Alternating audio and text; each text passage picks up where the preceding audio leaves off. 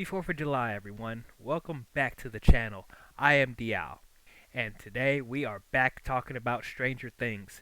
I have already talked about the previous three seasons, and I talked about Season 4, Volume 1. If you guys haven't seen my review for any of those, check out the link in the description below.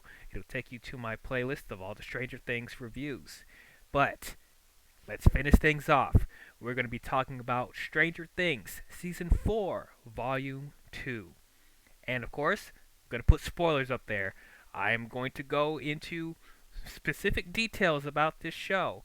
So, if you have not seen Stranger Things, I suggest you go on Netflix, check out volumes 1 and 2 of season 4, and come back and watch this if you don't want to know anything. So, you have been warned. Alright, so if you guys have seen my review for volume 1, you guys know that I did not love it. I did think it was good, but I felt like it was the hardest to get through out of all the seasons up until this point. Mostly because I thought this volume one was too long.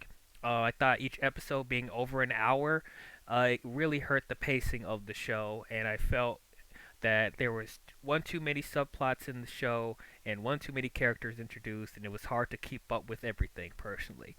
But while I had my reservations with Volume 1, I wanted to see what would happen with Volume 2, and I was hoping that, stuff that I had issues with, they'll bring things around in Volume 2.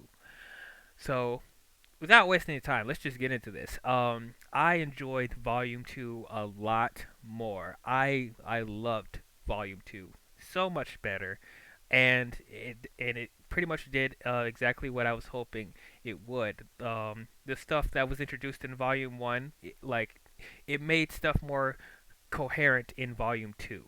So I was really happy about that. And as a finale, I think it's probably the best finale that we had in this show so far. Just all the character moments, the action, the tension, just how everything was brought together. I thought it was done in a very beautiful way. Man, the Duffer Brothers, they did their thing with this show. I'm so impressed. This has become one of my favorite shows to watch. I'm not even, to be honest, I'm not even a huge television person. I don't keep up with a whole lot of shows nowadays, but like I gotta say, this has brought me back into the TV fever, man. This is one of the best shows out here, bar none. Like I don't care what anybody says, it is so well done. But anyway, let's get into the details.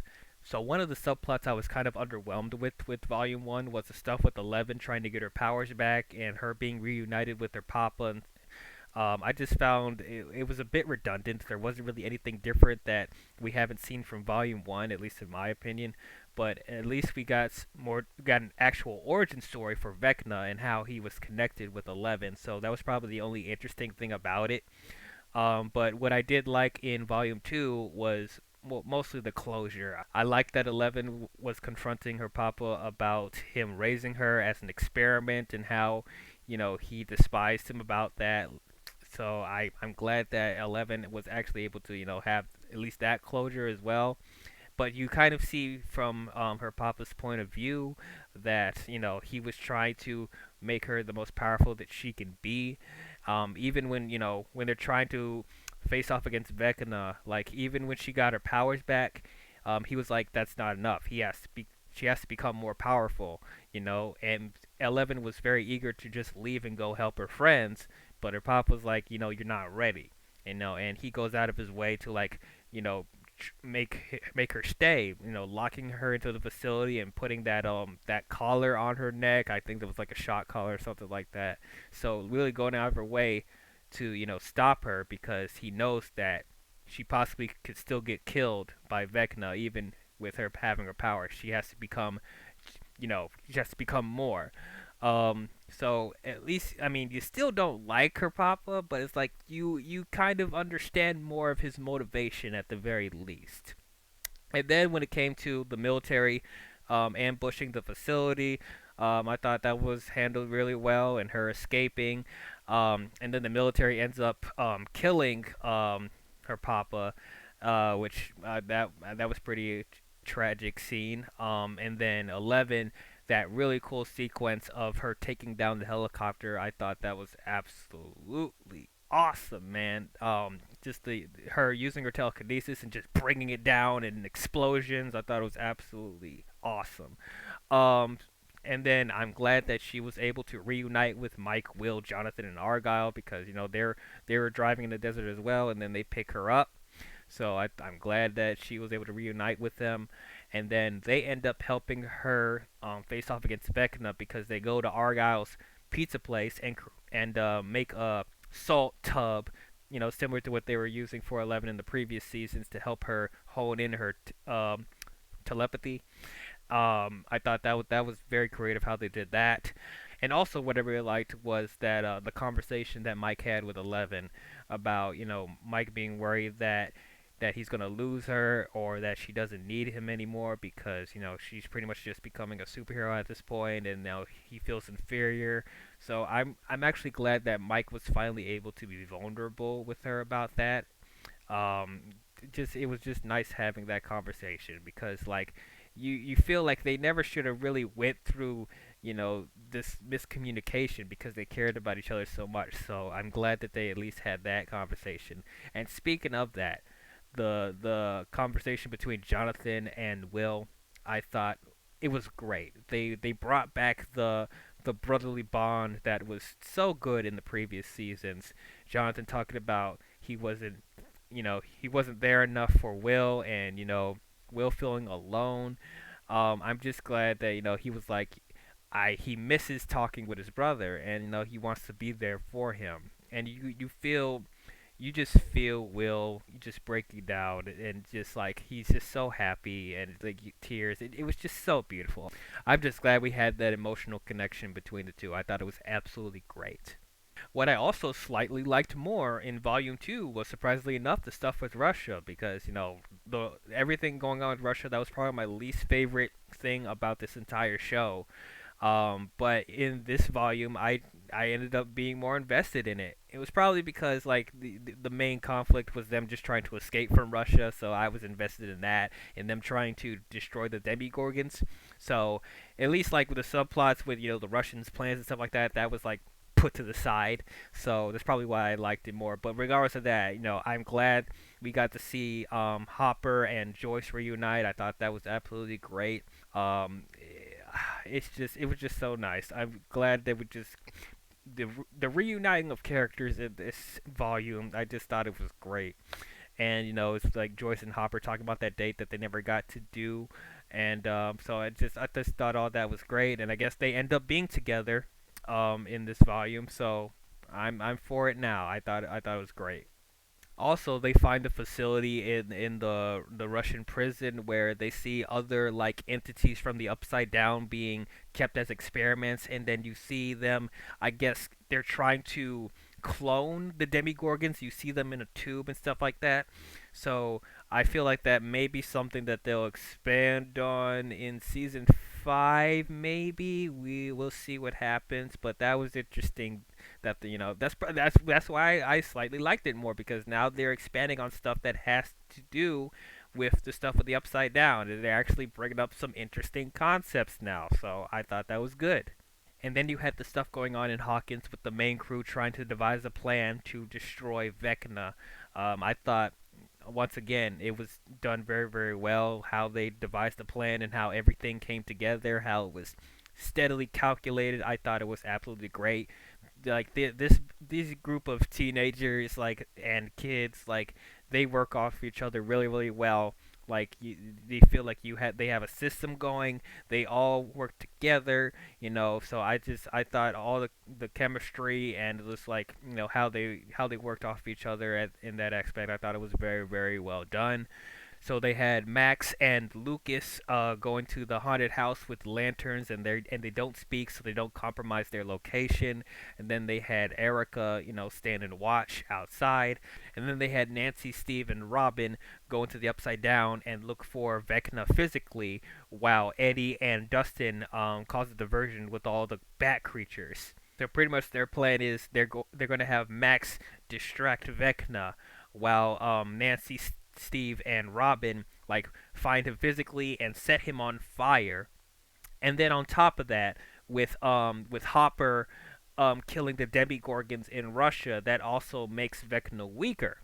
And then on top of that, you had 11 going into Max's mind and fighting Vecna in in their minds, telepathy battle. So I thought, man, how everything connected. I thought it was absolutely awesome. Now, we got to talk about what happens to Max in this show. So 11 does her best to fend off Vecna in the telepathy battle, but she's not strong enough, and Vecna ends up wiping the floor with her, and then it looked like Vecna was about to kill Max, and anxiety was up the roof. Like, I did not want Max to die at all, and it almost looked like that was going to happen because Vecna had Max levitating, and he already contorted a couple of her limbs, and she went blind. So I'm like, they're about to kill Max, and like, man, I was devastated, guys. You guys should have saw my reaction, man. Like, because Max ended up being the best part of Volume One, and ended up being one of my favorite characters in Stranger Things now, and it's like I did not want them to kill her off. To be honest, going into this, I know there's probably people that had theories about which character was going to die. In my opinion, like, I thought anybody could go. You know, like, if I could not think of anyone like who I thought for sure was gonna die because anyone could go, and that's how great this show is. You don't know what direction they're gonna go into as far as that. But like with Max, man, I was devastated. So as I said, Vecna ended up contorting a couple of her limbs and she went blind. But she was slowly starting to die at that point in Lucas's arms. Now, I haven't cried watching the show in a very long time. This was one of those moments. Seeing Max in Lucas's arms, struggling for her life, pleading to Lucas to help her, and Lucas screaming at Erica to call an ambulance and stuff like that, and then 11 crying along with them in their mind. Like, I was, man, I was legit crying. I'm not gonna lie. That was a heart wrenching moment. Seeing Max panic. She couldn't see. She couldn't move. Like, I was just like, oh my god, they're not gonna kill her right then and there. I was just like, oh man, I didn't know what to do. But I'm glad 11 came in at the last minute and tried to salvage her life. Like, you don't actually see what happens because they black out and then they do like a slight time skip to, like, I think like a couple of days later or something like that. Or was it 2 weeks or 2 days? Yeah, something like that. So you don't actually see what 11 does to keep her alive, but she did something. So she ends up being in a coma at the end of the show. So damn, they really got me. I thought they were legit gonna kill her off. But they're leaving the possibility where she could come back in season 5. So I'm really happy about that. But man, they got me. And then also we see Eddie sacrificing himself, fighting off the bats in the Upside Down, trying to cause a diversion while Nancy, Steve, and Robin go off to kill Vecna. I thought that was also very well done. It was a very tragic scene with Dustin also, you know, getting the last words out of him before he dies. I thought that was absolutely beautiful, and it was very poetic because the whole town was against him, and everyone thought that he was the one that it was causing all these deaths, but he ends up being an important factor with them saving the town. So I thought that was very poetic, and I thought it was very beautiful. And then also at the end when at the high school when everyone is trying to recover from the earthquake, you see Eddie's dad trying to look for him because he thinks he's still alive, but then Dustin gives him the bad news, and you have that very sad scene there as well. So very tragic, very very sad. So the final confrontation with Vecna, as I said, like Vecna was getting the upper hand. 11 was not strong enough to stop him, but that final push of motivation for 11 was Mike talking to her, through the telepathy while she's in the tub, and he pretty much spills his heart out, being like, "I love you." He finally tells 11 that he loves her, and because that was another thing that 11 was frustrated with in Volume 1, that he never had the courage to tell her that. So that was the little push that 11 needed to stop Vecna, doing it for love. So I thought, I mean, you could feel that's cheesy and a little bit hokey, but I felt like it fit in that moment, because that was something we were waiting to see with these two. But I'm glad that Mike was like that push to help 11 stop Vecna. I thought that was absolutely great. And then Steve, Robin, and Nancy end up setting Vecna on fire in the Upside Down, and as I said, 11 using her powers to, well, what we think, she used it to destroy him, but not necessarily. So he disappears, and then he causes a massive earthquake in Hawkins. Like a lot of people died from that. So he pretty much disappeared. So it's leaving it open where he's not killed, but he was defeated. So, but he's going to come back more powerful in season 5. So, I thought, that was very well done as well, leaving like a massive cliffhanger like that, and also seeing that, there's like craters of, red light coming out of the earth, and like I guess I don't we don't fully know what that means. Like, is the upside down coming into the real world? Because you saw like at the end where all the characters were looking off in the distance at like this giant smoke with the craters with the red light and stuff like that, and you see like the little snow stuff that you see from the upside down coming into the real world. So it's like that's a massive plot point there that we're going to be seeing in season 5. How's that going to play in? Like, how's the conflict going to, affect stuff in the real world? So that was pretty interesting. And then the main group ends up going back to 11 and Hopper's old house, and then they try to fix it back up again, and that's where Joyce and Hopper meet back with them, and then 11 and Hopper reunite, and I thought that was absolutely great. The interaction between the two. I'm so glad that they were able to reunite, and everyone's just together again. So I thought that was absolutely great. The character moments in this show, some of the best I've seen in any show, man. Their chemistry is just electric. You love seeing these characters together. You never want to see them apart. And I still wish that they never separated. I mean, it still ended up working in the grand scheme of the season, but I just hate that they always have to split these characters up because they're best together. That's probably how they make us appreciate it more when they do reunite again. So I see what they're doing. Then other little character moments that I liked was Nancy and Jonathan, mending things again because of there was miscommunication between the two because of the long distance relationship. So I'm glad they were able to, tie things up with that. We'll see how the relationship goes after this point because I still feel like it's kind of rocky, and of course, adding on to the fact that Steve is getting feelings for Nancy again, so we possibly will see the love triangle again. But I hope it's handled well if they address it again in season 5. And also that girl that Robin had a crush on. I'm glad that there was closure with that as well. In this volume, we saw that her crush had a boyfriend, and she was very devastated about that. But at the end, at the high school, we know where everyone was gathering. They end up meeting up again, and then if it turns out that the girl she had a crush on, they broke up with the boyfriend, and so it leaves it open that they might get together. So I thought that was nice. But yeah, overall, I thought this volume was really, really good. It made stuff in volume one a lot better, and it made the overall season a lot better. I ended up really enjoying it. I thought the character moments were a lot better.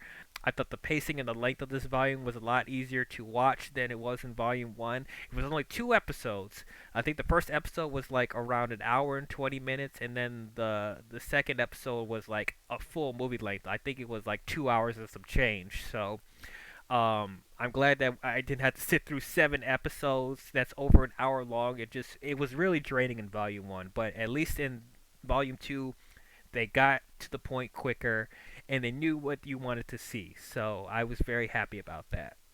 I thought the closure with all the characters were really good. I thought the action sequences were done really really well. I liked the overall plan that the group in Hawkins had that also tied in with the stuff with 11, though it also tied into the stuff with Russia and actually made me care about the stuff in Russia more.